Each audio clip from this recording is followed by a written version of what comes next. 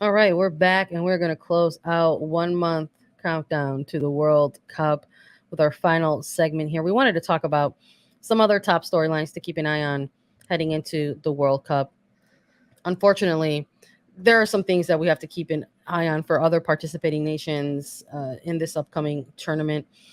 Because, like another common theme that we have found throughout various national teams preparing for this tournament, there has been some disputes between players and their respective federations. I know we have had to talk and cover a lot about Spain and their ongoing dispute with Las Quince, where we talk about 15 players specifically tied to Barcelona, and how they have tried to ask for culture changes within their federation. We recently saw Jamaica women's national team, the Reggae Girls, put out a statement as well. This is going to be their second World Cup. 2019 in France was their first ever World Cup appearance.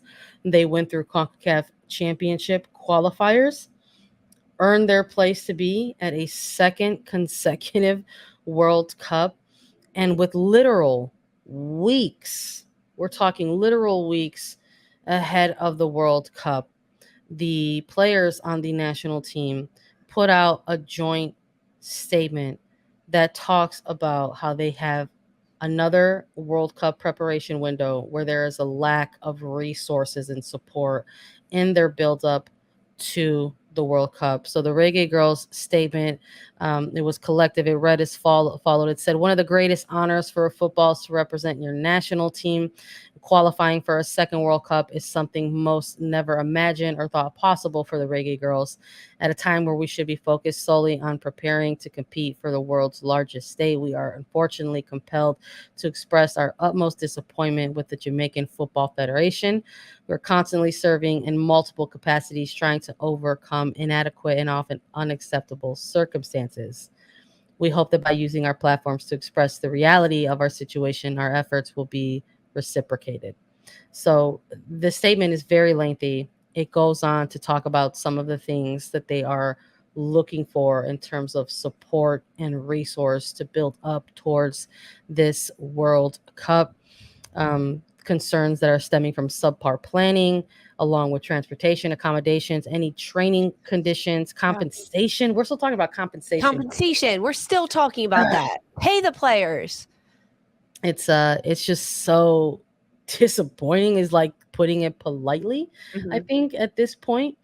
And I know for us who are like, we have like a vested interest in the CONCACAF nations, right, who are going to participate in this upcoming World Cup. Like, we want success for the region. We want to Of see teams course. perform well, and then to know that this is a second consecutive World Cup for this national team, and these players unfortunately do not have the adequate resources and support going Yeah. into the World Cup. I think one of the very interesting things about this statement from the Reggae Girls and from the players is, of course, it's devastating that they're not being paid, that they don't have the resources, whether it's the transportation or the accommodations or the training conditions, the communication, the nutrition, right? Those are all devastating things that should be taken care of. And unfortunately, it's a pattern that we've seen throughout various federations, specifically with Jamaica, right? They struggled to get through their first World Cup go around when they were debutantes in 2019. But one of the most frustrating things, in addition to all of that, is their lack of organization to me. As someone reading this, and from my understanding, there have been plans made with Jamaican Federation or within FIFA of meetings or events or things that these players needed to be part of that they weren't aware of. The players for Jamaica were not aware of, so they couldn't attend it, or they had a day or two to prepare and get there. And when you look across the Jamaican women's national team roster, of course, there are a lot of professionals. You look at Shayna Matthews, who's in the NWSL, or of course, Kadisha Bunny Shaw, who's playing in Europe, one of the world's best, Jamaica's best goal scorer, men's or women's. there's also so many collegiate players that are on this team. They dig a lot into the collegiate game for their senior national team.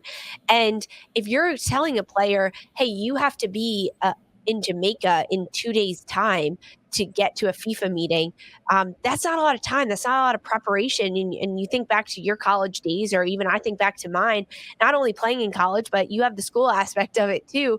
And now all of a sudden you've got to figure out how to get yourself to Jamaica in a day or two so you can be there for these FIFA meetings. It's the lack of organization is something that's very frustrating, because it it's one thing to have resources, and it's one thing to have a nutrition coach and be able to pay your team, which is all necessary, but they don't even have someone that can organize it all and say, okay, we need the players in camp on Saturday, so we should probably tell them before Thursday or Friday comes around.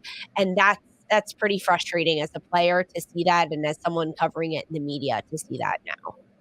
Yeah, I'm with you. I couldn't believe, like, when I first saw that. I think it Yeah. came up on my feed with Shayna Matthews specifically, but you see that across the roster, across the players, they had all shared it collectively. And it was just, I was just like, here we go again. It was almost like deja vu a little bit. And Shayna Matthews also further sharing a GoFundMe that was, Yeah. started by one of the players' parents. It's like, of course, like, players find themselves in this position to try to make sure that they prepare themselves for what's going to be a grueling tournament. Like, the World Cup is so coveted because of the difficulties in obtaining it and winning it. So to know that they are essentially not getting started on the front foot here is disappointing, to say the least. And hopefully they will get some resources in some capacity Yes. soon. And the other frustrating part of it that was very much reiterated throughout the Reggae Girls statement is that they've done this before. They've been in a World Cup before in 2019 where they didn't get wins. They didn't play as they wanted to. And they were hoping that this time around it would be different because they're not debutantes. They've been here before. They've already proven themselves to be a federation, to have a team that they can compete at the world stage because they've been to a World Cup. And now that they've gotten themselves back there, they thought as players, okay, it'll be a little bit better this time around because we've already proven we've done this and that we deserve better. And it's falling flat to them. They come out with this statement Yeah. just a few days ago, right at the end of last week. So we're looking at a month and a half out from the World Cup, and they're talking about how they haven't been prepared. They haven't had enough training. They're not in the right headspace to succeed as well as they could be heading into this World Cup. And they're in a tough group. Jamaica is going to be in Group F. They're with France, Brazil, and Panama. And Yeah. that's an uphill battle that all of these teams have to climb. And Panama being the debutantes in this group, and Jamaica does have that upper hand over them as they've already competed in a World Cup. But I mean, it's not going to be easy for them. And the fact that the tough road is starting a month out from the World Cup within their own federation is tough. It's disappointing for me to sort of see this come out, because I would imagine that it's not just Jamaica. I would imagine that there's a number of teams heading into this World Cup with perhaps, let's just say, limited support or limited resources from their federation in the build up to such a big event, a big tournament. And it's disappointing in that some of the other things that are involved in this year's tournament, we've spent the entire episode talking about some of these top storylines and key narratives to kind of follow along within this World Cup. And a lot of them were firsts. We're talking about the first this, the first that, and everything else. And something else that I think within this, it kind of makes me sad and in line with some of this stuff that we're talking about right now, is the fact that the prize money has been elevated in this tournament. There's a real opportunity here for players to pick up some significant prize money along the way of this tournament. And it grows as you continue to succeed within the tournament.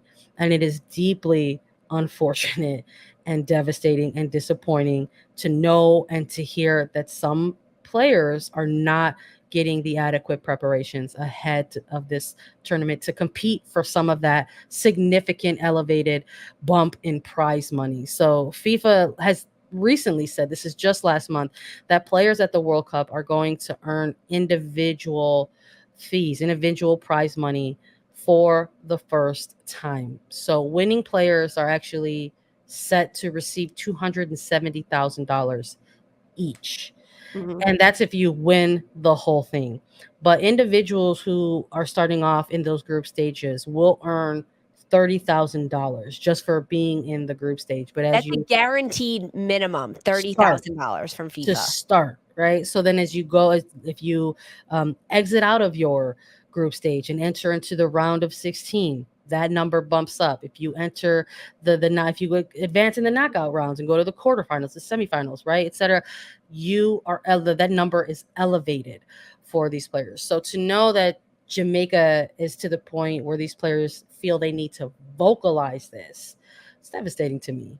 Yeah. Because you want to be able to celebrate something like this. It's like, wow, it's like FIFA's going to pay out $110 million in total prize money. That's wow. Like, look at that. Right. But at the same time, you're like, gosh, like, are there players and within who are going to represent federations actually have a shot at obtaining more than that group, that entry Exactly. group level? So It's like the double-edged sword of celebrating 32 teams going to the World Cup, celebrating the 6 CONCACAF nations, but also some of those nations still having to fight for their quality and what they're worth as players. And even with the prize money that FIFA is announcing, as you mentioned, $110 million as the total prize money across the 32 teams. There was for FIFA, their average global salary of paid players in a recent study was just $14,000. So now the fact that they're giving $30,000 as the minimum guarantee, that's nearly double what they thought the global salary was of these players. So